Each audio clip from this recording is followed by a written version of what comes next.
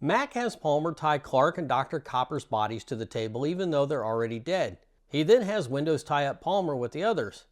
He explains to them that his plan is to draw blood from each of them so he can see how the blood reacts to a hot wire.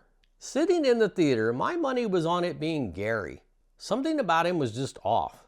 To draw the blood, he has Windows use the scalpel from Clark to slice their fingers and have them bleed into a petri dish with their name on it. Windows is the first one to be tested. He's sweating as the hot wire is dipped in his blood, but he passes. Then Mac does his own blood to prove he's not a thing. Next up, he does the Doc and Clark.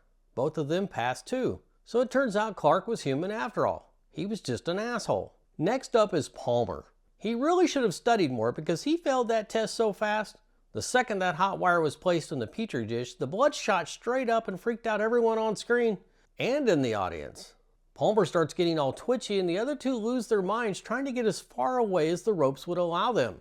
As Palmer's eyes begin to bleed and bulge out, Mac's flamethrower decides it doesn't want to work. Palmer Thing breaks free from his ropes and goes flying up to the ceiling. Windows has a flamethrower of his own, but he hesitates to use it. Palmer Thing drops down in front of him with its head splitting open sideways like a pair of jaws.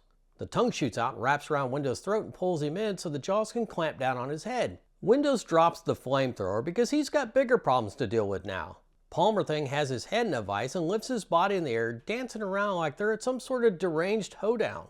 Blood is dripping all over. The men are still tied up and screaming their heads off, and Mac is still trying to get his equipment to work. Palmer Thing finally tosses Windows off just in time to get roasted by Mac. Turns out that even though the thing is extremely dangerous, it's also highly flammable. Even though it's fully engulfed in flames, it manages to walk past Mac and bust right out through a wall to the outside, where it eventually kills over in the snow. Mac follows it outside and tosses a stick of dynamite at it, blowing it to bits.